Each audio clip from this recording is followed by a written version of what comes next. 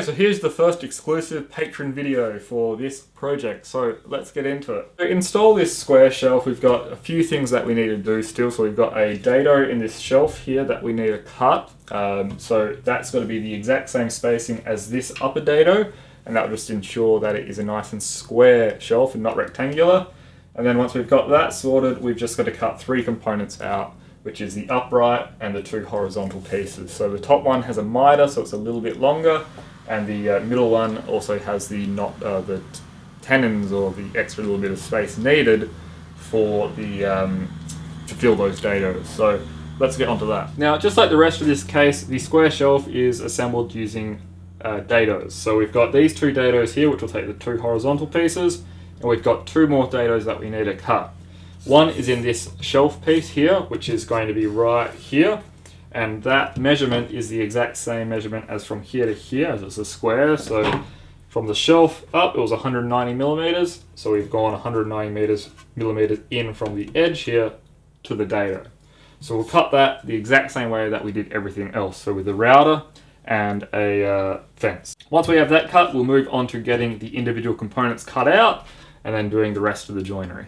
Okay, so here's the setup. We've got our workpiece clamped down to the bench here, and we've got our dado marked. So with our router, with the 10mm bit, just going to rest it in place there, make sure that the bit is nice and centered where we want it. And then using my combination square here, I'm just going to slide it along and butt it up to the base plate of the router. Now from there, I'm just going to draw a line. And that line indicates where I need to clamp the fence so that we get a nice straight cut, which is square to the board. And for the fence, I'm just going to be using this bottom piece because I know it's nice and straight. Here we are.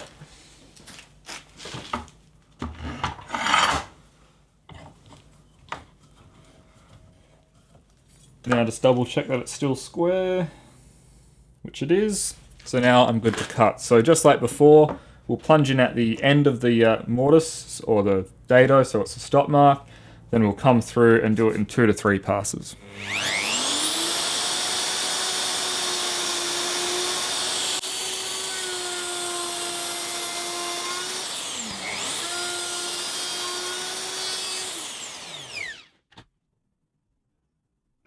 Okay, so that's the dado that we just cut here, and these are the two pre-existing ones. So from here, we need to take this workpiece that we prepared earlier when we were doing the drawer divider and cut it into its 3 individual components. Now, the sizes are in the plans, but I like to just double check that. So here we've got 200 to the top of the dado, and here's the same. So what we need to do is add 5mm to that length for the depth of the dado, so 205. Now for the shelf here, we've got to add 10mm because we're going to have 2 dados that we need to fill, so it's going to be 210. So with that in mind, let's head over to the miter saw and cut this to size. Now to make sure that both pieces remain the same size, I'm going to install this stop block.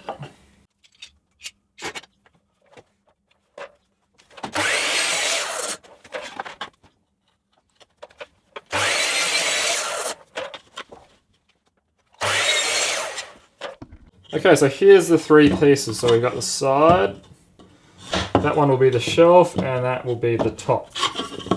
So something like that. Now I'm just going to cut the notches. So I'll mark where we need them. So one's there, we got one there, we have one here as they fall over, and we've also got one just here.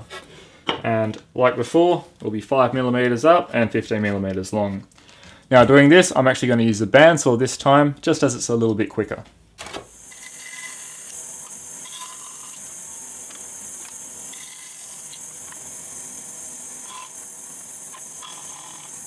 Okay, so there's all the notches cut, and now we can actually take markings directly off the case on where we need to position the other sort of dado. So here's our upright.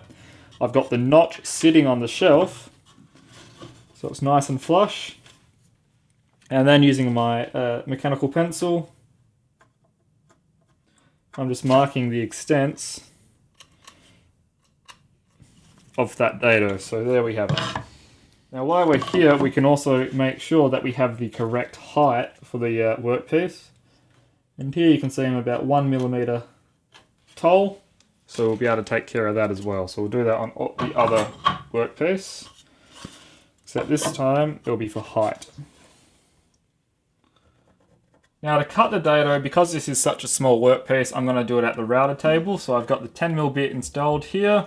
I've marked where the bit kind of extends to on the fence here. So I used a square for that. And all I have to do is run this over the workpiece like so.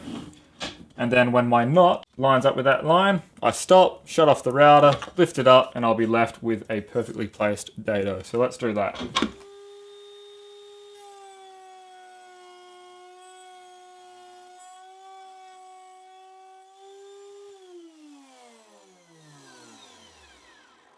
Okay, so there we go. As you can see, that was perfectly placed and it looks good. While I'm still over at the router table, I'll change the bits to this 45-degree chamfering bit and we'll cut the miter as well. Now you'll remember we just marked that these were slightly too tall. So what we're going to do is we're going to cut this miter and just creep up on that mark that we made. So every time that we raise this router bit, it's going to cut a little bit more material.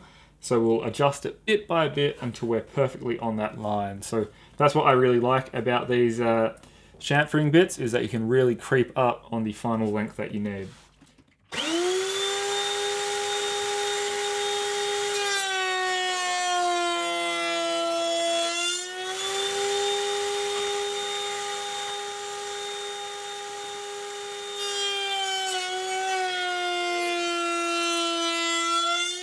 Okay, so I'll just raise it up by a fraction of a turn.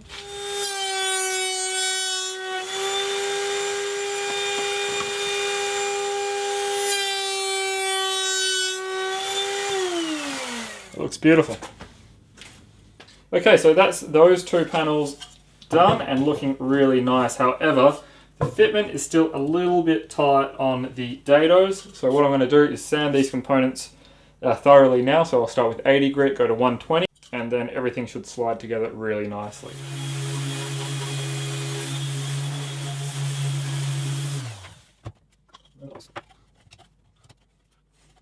Well, that's fitting quite nicely, so still a little bit of tuning to do there, but the miter is nice and closed. We've obviously got a nice tight joint in here. The only thing left to do is to make sure that this is nice and flush with the back panel and flush with the front edge. Okay, so there we have it. The square shelf is installed and it's looking really nice. So we got a nice tight miter up here, which is perfect. Slight overhang here, which we'll clean up with a block plane later on. And everything else is looking really nice. The joints are tight and there's no real gaps to see. So really happy with that. So the plan for this shelf is to have things like my block planes, my shoulder planes, and then up on top my router plane.